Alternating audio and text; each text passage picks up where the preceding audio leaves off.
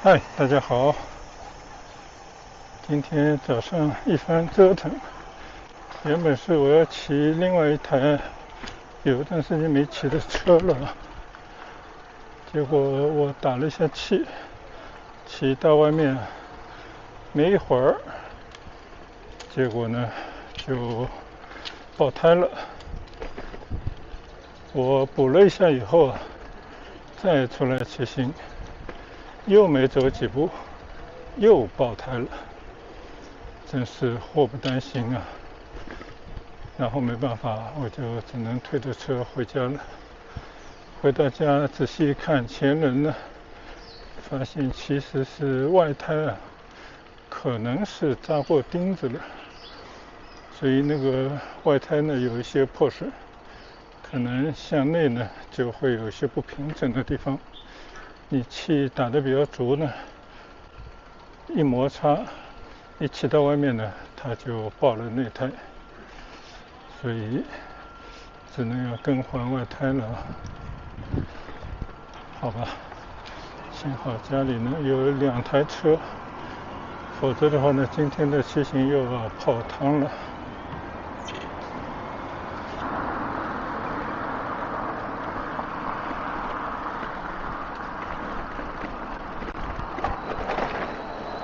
其实呢，今天啊，这个太阳还是很猛，已经错过了早上稍微气温低一点的时候了。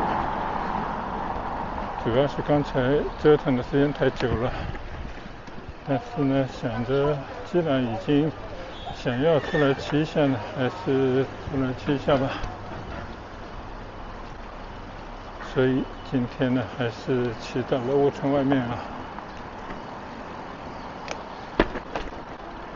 虽然说呢，我这种健身骑行啊，我个人感觉应该是最经济啊，最不怎么花成本的一种锻炼的方式。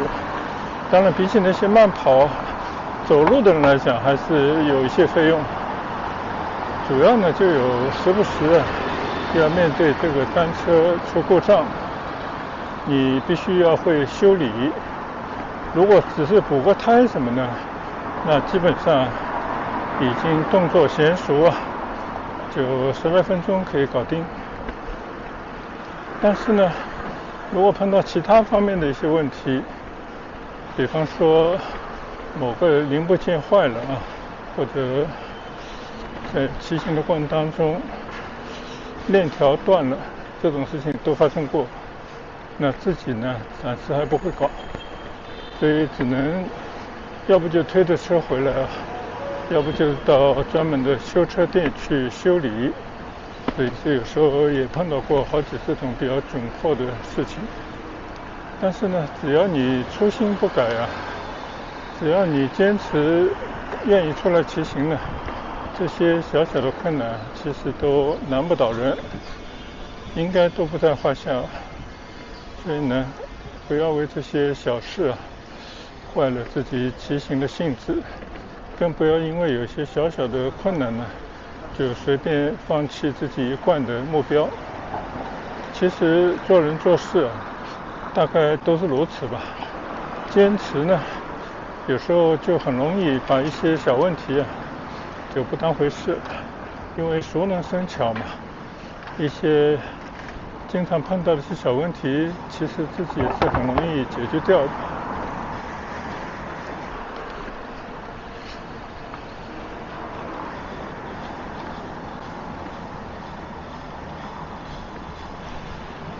说话间呢，我骑着骑着就跟自己今天想定的目标呢，发生了一些偏差啊，但是无妨。今天呢，其实也就随便出来转转。原本呢，早上9点钟就要出门了，现在已经到了10点多了。因为早上我看天气预报呢，气温还在31度左右，但是今天中午以后呢，气温就会高达36度了。那么体感温度恐怕只会比这个更高。所以呢，今天并不是一个适合骑行的白天。但是既然已经骑出来了呢，我们就就近的随便骑一下吧，但是肯定不会骑得太远啊。现在呢，我路过祈福新村最东面的这个大门，通过这条隧道呢，骑到市广路上去。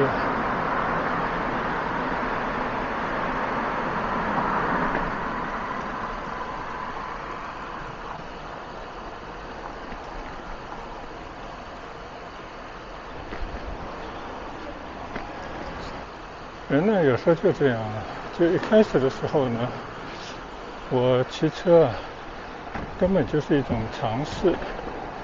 我今天偶然倒翻一下我以前拍的视频，发现啊，我这样的骑行就是踩着这种小折单车、小步款的单车骑行呢，已经整整2年有余了啊。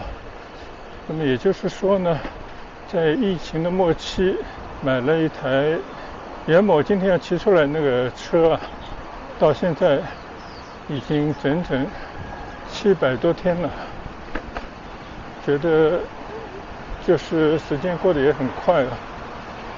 但是慢慢的也发现这种广告的小步车呢，还是会有一些质量上的问题，或者呢用了时间久以后呢就不大灵光了啊，经常的要更换，或者经常的要维修。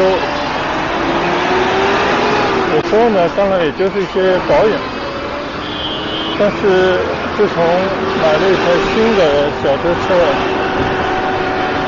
原本呢是给我小孩买的，但是他们远在各个地方啊，回来的时间也少，现在呢慢慢变成我专用的一台小步单车了。就这台单车呢，我骑到现在为止啊，因为毕竟是比较新的啊，就感觉非常的紧凑，非常的功能完善，没有出过任何的问题。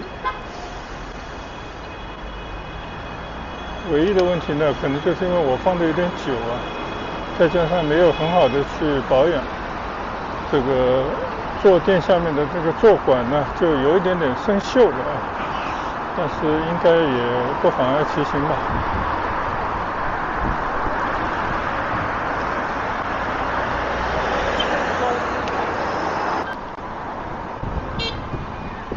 今天啊，真的破天荒的，我穿过这条市广路的时候，发现步道上的2个信号灯啊，全部都是绿灯，这是第一回啊。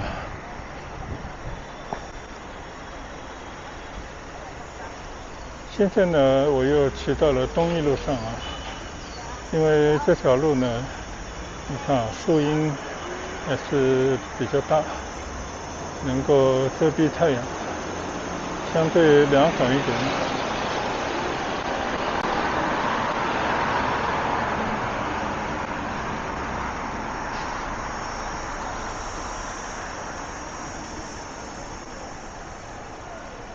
我想，无论是骑行还是生活，还是以一种无为而治的态度比较好，就随心所欲。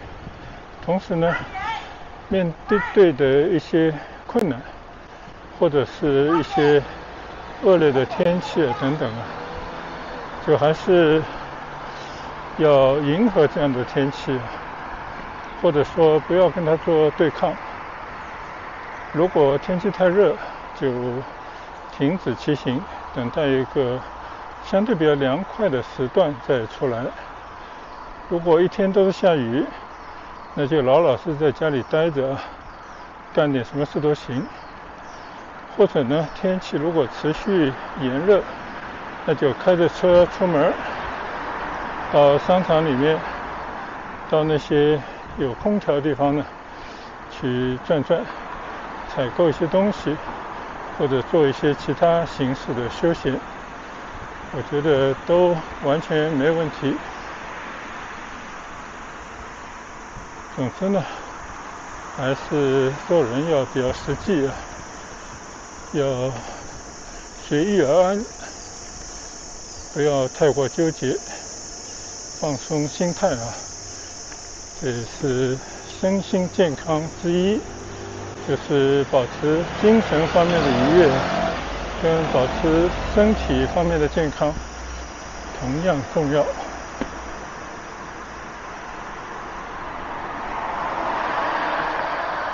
前2天呢，去了一个地方，就是南沙的明珠湾。就那个地方呢，原本有一个英国的国际学校，叫休斯贝利学校啊。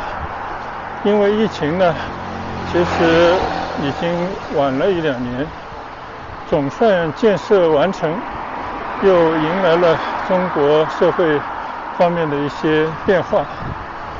就很多的外资，当然也包括随着外资而来的他们的这个外国的家庭人员的减少，就孩子在升学上面的这种国际学校的需求呢，就明显的减弱。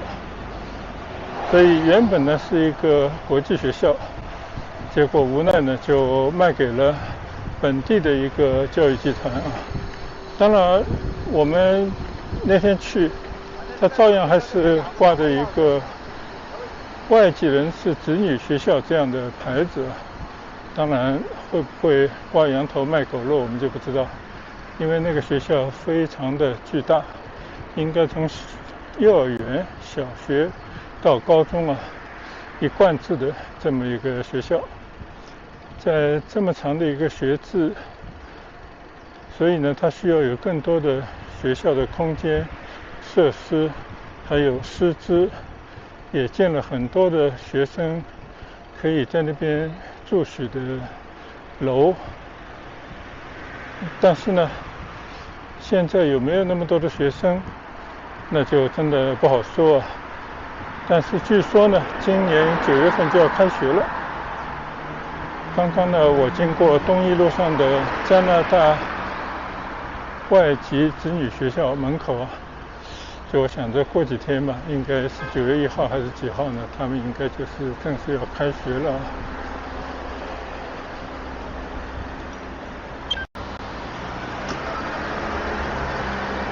现在呢我在东一路上继续骑行，前面呢就是星光快速的终点了。那个地方呢有一个懒塘村，也是我经常去骑行的。但是我今天呢就不进村里，在村前的地方呢过星光快速，想骑到前面的那个村庄啊，应该叫彭显马村吧，就是3个姓组成的一个村庄。因为呢我记得有一回啊，就那个地方呢其实正在拆迁，也就是它靠近番禺大道的这一段的地方啊，都拆得七七八八了。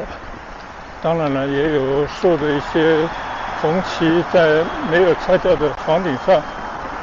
那大家知道这个就是村民的一种抗争，就为了得到更多的赔偿补偿，大概到处都是这样的一种光景啊。就是你每次要拆一个城中村，就会遇到很大的阻力。这些阻力呢就来自于那些世世代代啊以他们的宅基地，他们认为这是他们自己的土地，但是国家呢觉得这个就是国家集体的土地。那在发生争拗的时候呢，就会有这种竖着红旗在那边抗争。当然很多到最后呢也能达成协议，最后呢政府的补偿到位，他们呢就搬走。从此呢这一片地方呢就变成一个新的发展的区域。而在他们这种城中村庄的边上呢，将会盖一些供这些村民啊原拆原建，就继续在这边居住下去的一些房子，那这种呢称之为安置房，就是原本在这边的农民失去了土地以后，失去了他们自己土地上的房子以后呢，国家政府给他们补偿的房子啊，就叫安置房。但是毕竟来讲呢，他们还是可以回到祖祖辈辈生活的这块地区啊。就我个人觉得应该也真不错，因为他们的乡里乡亲，大家呢还是可以在同一个区域一起生活，所以呢，这些社交啊，平时的互相守望相助啊，还是可以继续维持下去的。我觉得这个已经算是不幸中的万幸。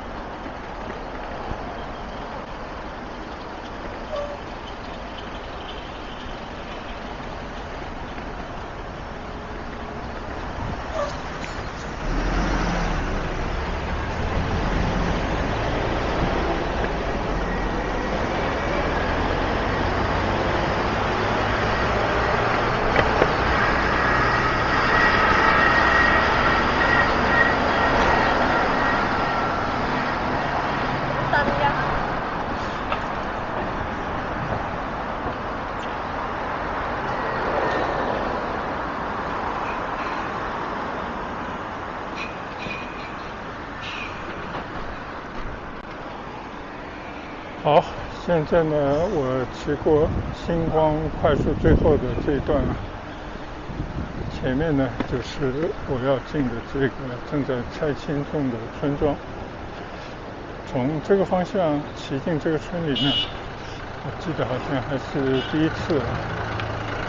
我们到村里去看看它拆成一个什么样的模样啊。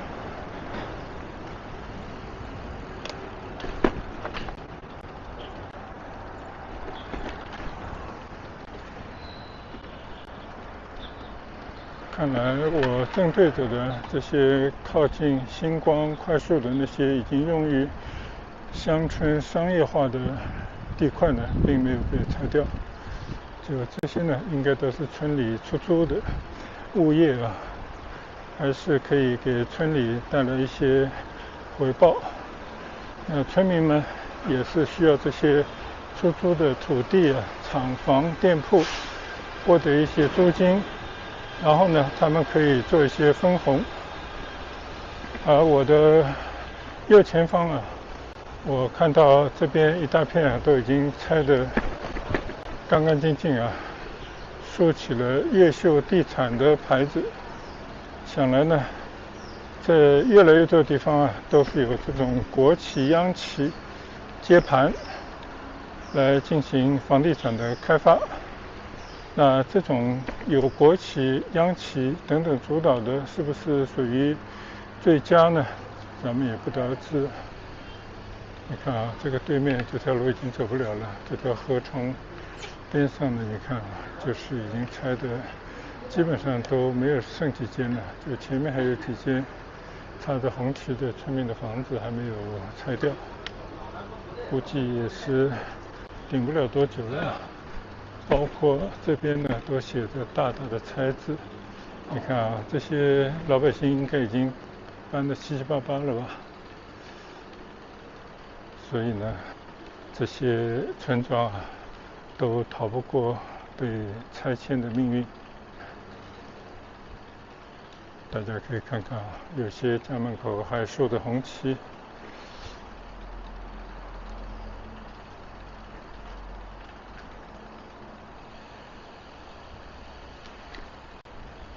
看看，这里完全拆成了一片废墟。我相信过不了几个月呢，就会全部推倒。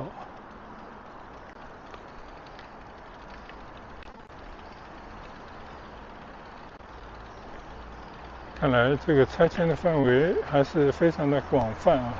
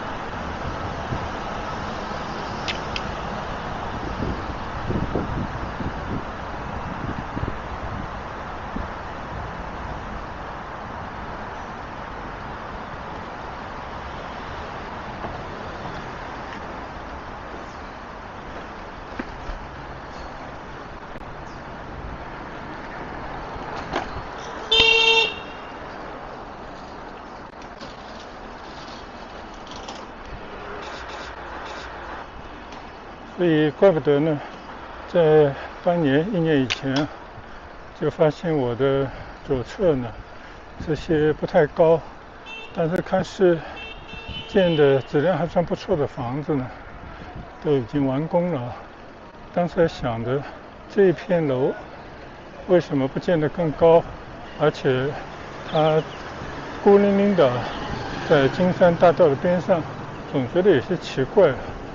那现在看来呢，这房子应该就是给那些当地村民拆迁人的违迁安置房吧。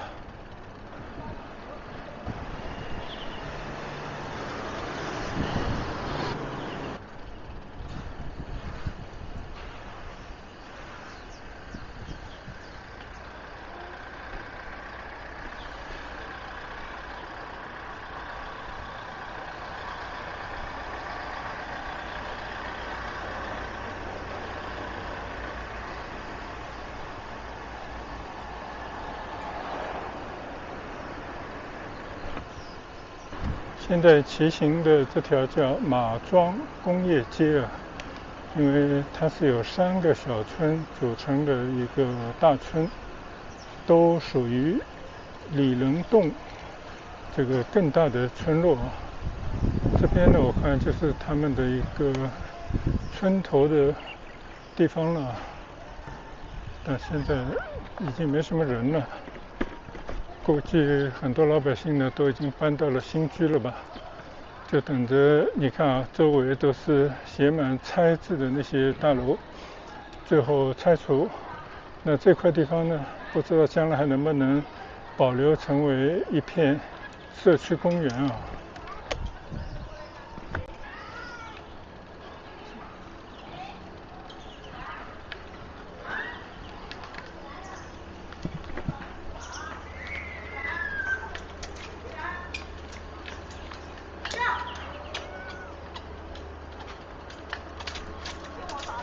很多小朋友。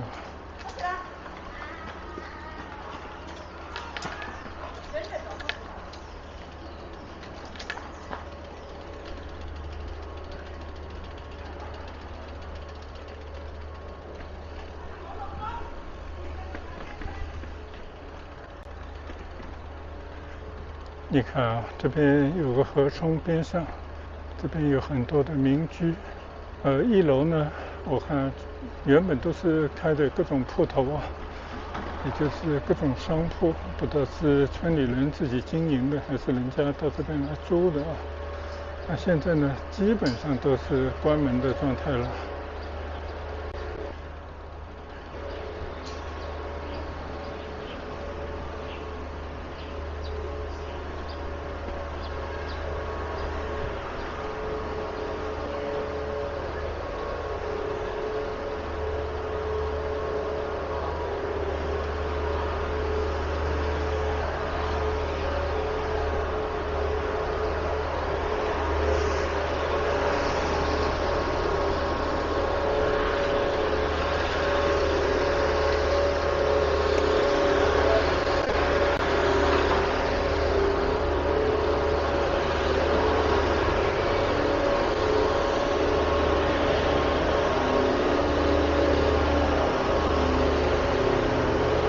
看到刚刚这些墙壁上有写着临时安置房已签约就是拿着国家不给他的钱呢，就迁出了这块地方。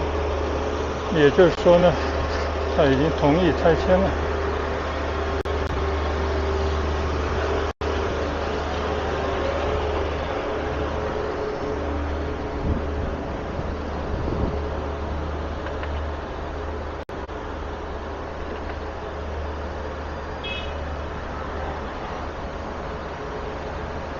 从这边呢，就已经来到了金山大道了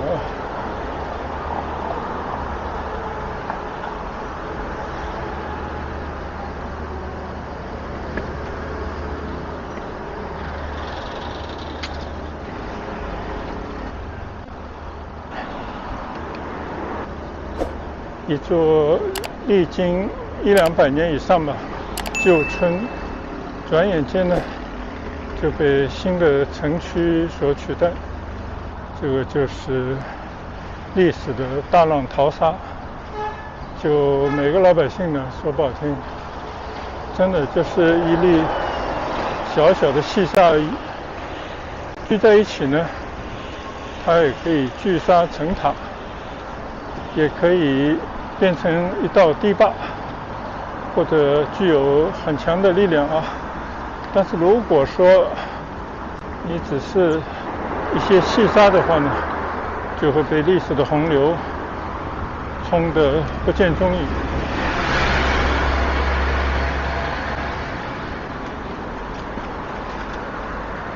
这里遇到了一个大坡，我就省点力气推车而上吧。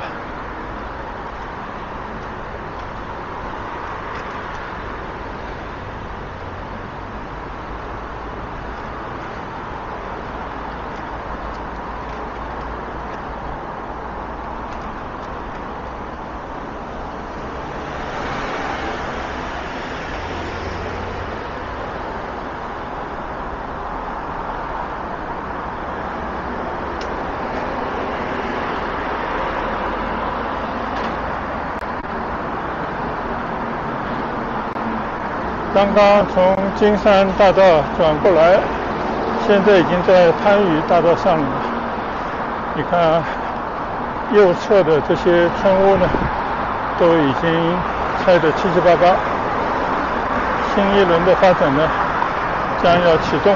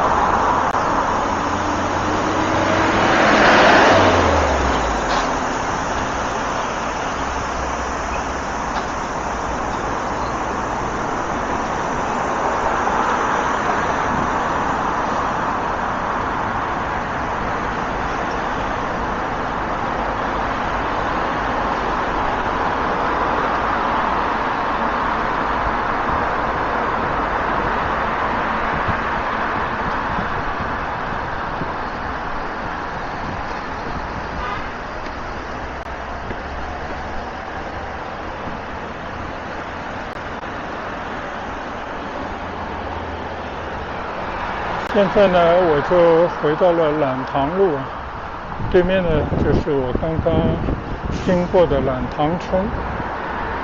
到那边呢，再去从村里走一段，最终呢经过左边村回去。这样的话呢，就少爬一个大坡。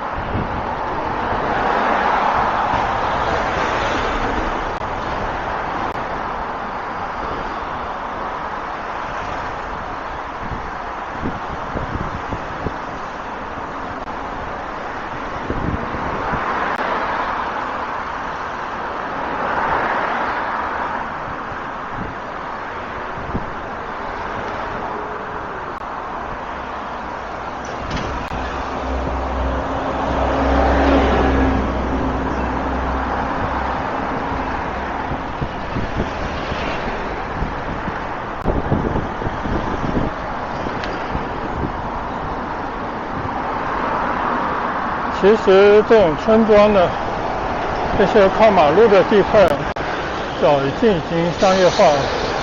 这村里呢租给了这些商家。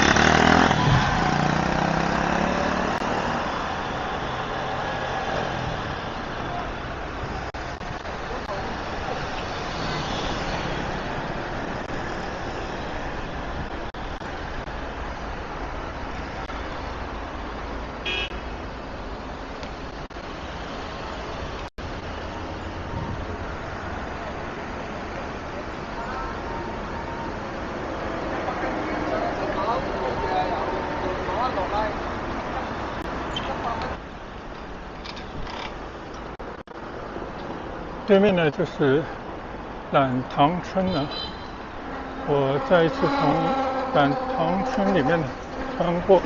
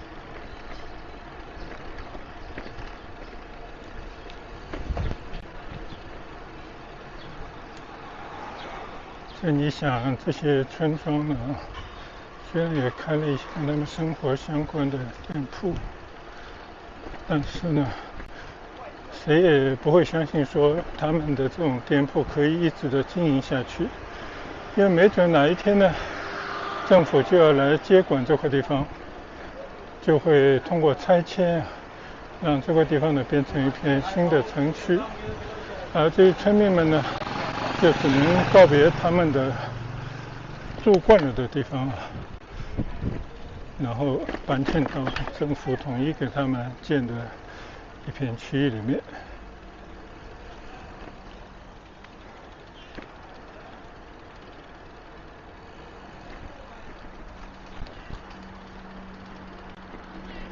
好，我终于又来到了这条平山村碧道。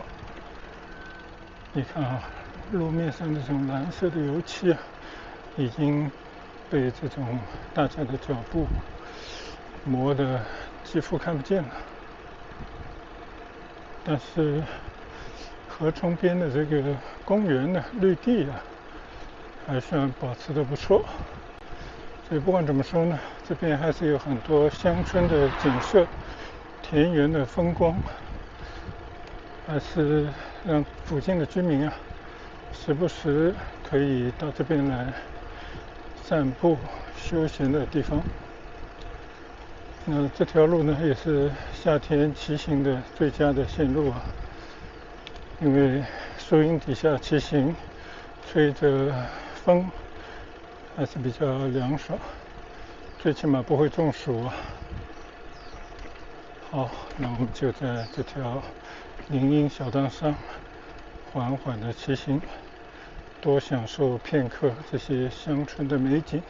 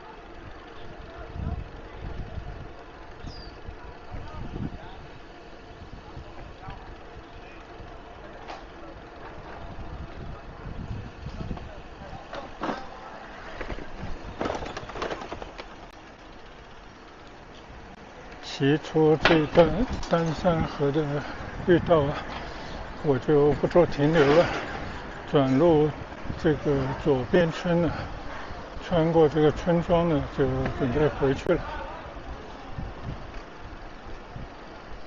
那天下雨的时候，正好从这片村庄里面穿过，看到晚上啊，村里的这些商业是灯火通明的啊。但现在白天呢，我看见很多铺其实都是关着门的。我跟你说，他整个商业。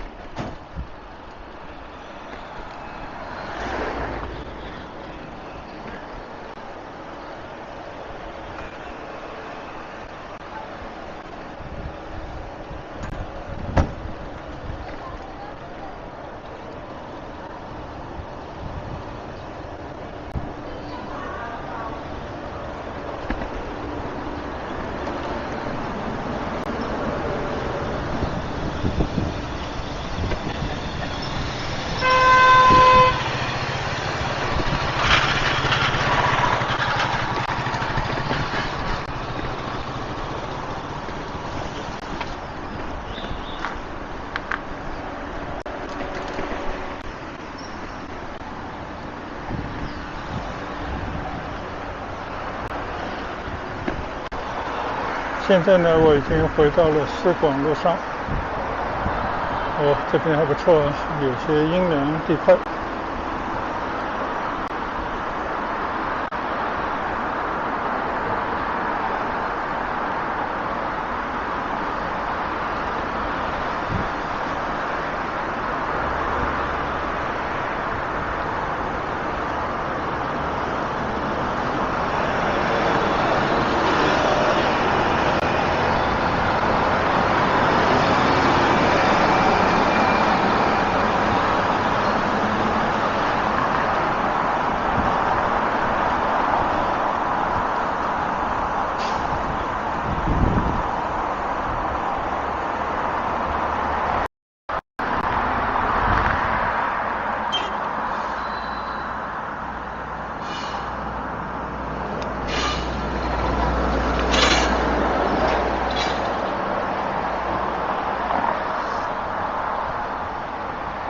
就这边呢，我上次骑行时候啊，就看到马路边上啊，开了不少的店。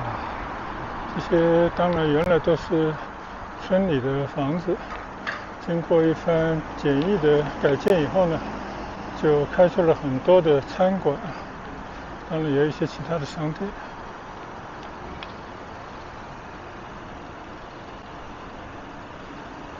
当然都是一些乡土风味的餐馆。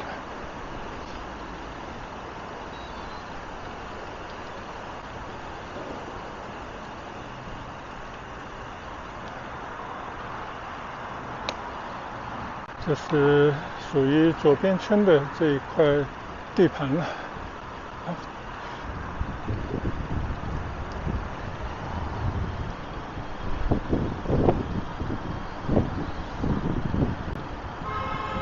现在是白天的时候啊，没有什么生意。但是那天傍晚的时候，我经过这里，从马路上看过来呢，这边还是有不少生意做的。这里面其实还蛮大，我进到里面去转转吧。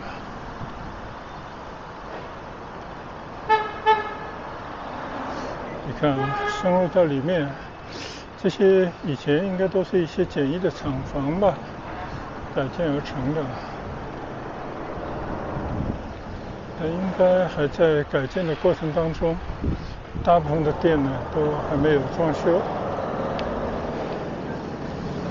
就老百姓呢，中国人还是有一种赚钱的欲望啊，就蠢蠢欲动的，总想着创业。但是呢，有可能会被这个市场收割。你看啊，前面的就是村里了。这边呢还有一个非常大的停车场。居然还有一些很大的空间啊，应该将来可以做这种超市啊之类的。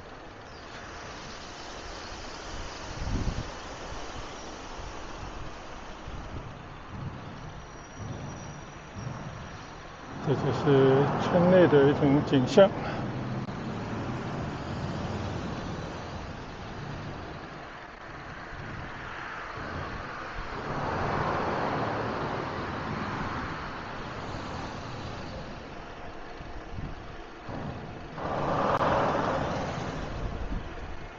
虽然这种商业街区呢不入流啊，谈不上什么高级，但是呢，确实它也解决了很多当地人的就业，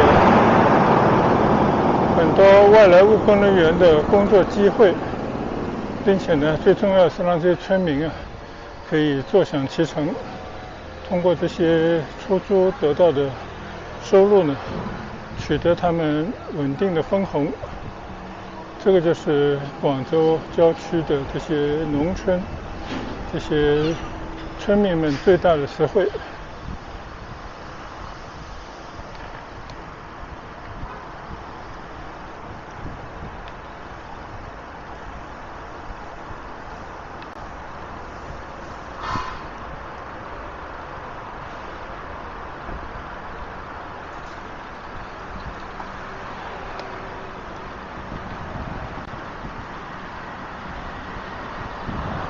好了，再次回到市广路上。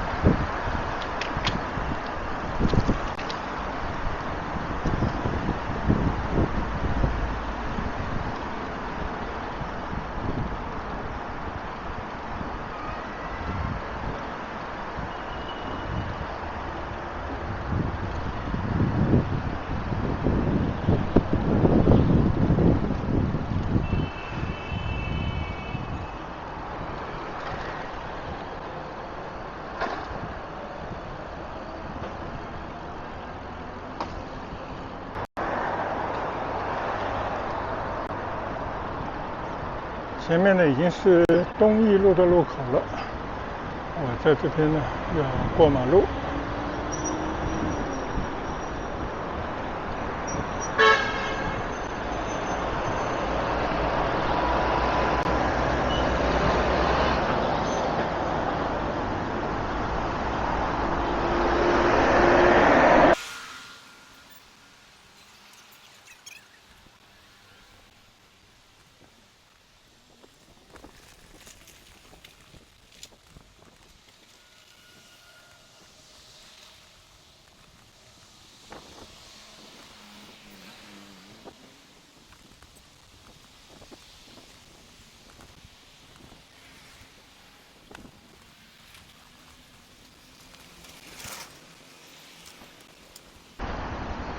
现在呢，我又回到了市广路地铁站附近了，从这边呢骑回村里去。这种大太阳底下，34、35度高温的天气，可能也不止，就确实不能骑得太久，不宜久留啊。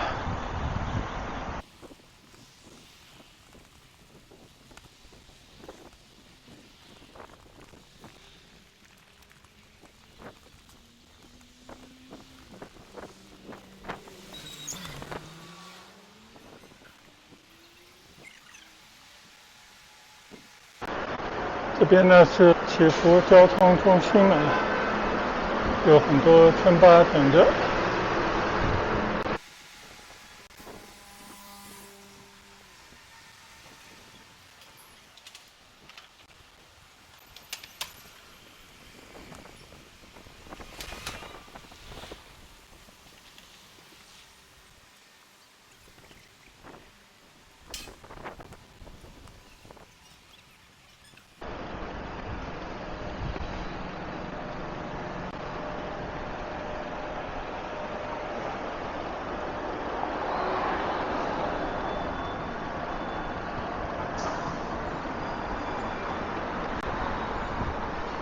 转了一圈呢，还是回到村里好啊。对于那种正在变迁中的农村啊，看到那些貌似过着他们的日子，但实际上内心非常不安，因为他们也不知道明天会如何的那些真正的村民们呢，我觉得还是在祈福新村内安居乐业的好。虽然祈福新村呢也是地处番禺的郊区，当然你可以说它是一个自己发光的农村中的一片新城，就是完全是由这个房地产商投资建设起来，花了30多年的时间，才形成了这么一个居住的环境。首先呢，我觉得挺不容易，而且呢，我们在这边住了20来年，就还是我觉得不错的，起码呢没有遇到什么波澜，而且在这边的老百姓当然我不是说所有人都会安于现状，没有那种梦想的通过房地产投资一夜暴富，因为其实在这边呢这种情况不可能出现，这个窝村太大，新建的房子也太多，大家最高的理想境界呢就是安居乐业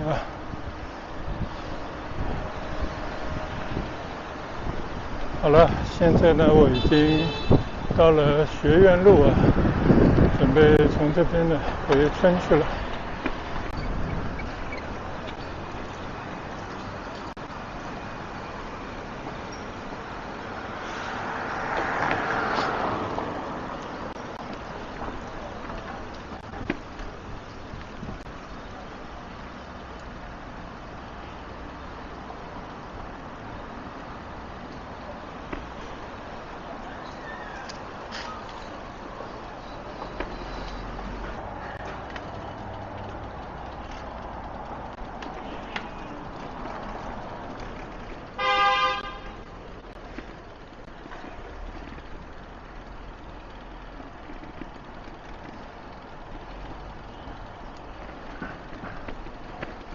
现在呢，我已经骑进了村里啊。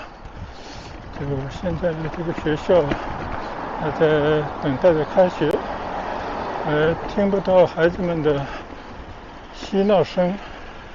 但再过几天呢，一年一度的学期又要开学了。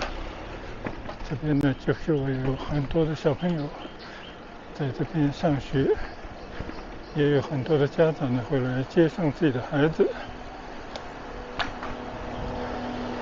好了，那我就在这边呢打住啊，结束我今天的骑行慢聊。今天主要呢是去到里仁洞村的下面的一块地方啊，都在进行大量的拆迁，看看村里那种被拆掉，但是还有很多呢还坚持着啊，肯定也要跟政府来谈一个合理的赔偿吧。但是大势已去啊，总之农民呢就不得不告别他们的多年的村庄。好了，谢谢大家观赏，再见，拜拜。之前都是租电瓶用的。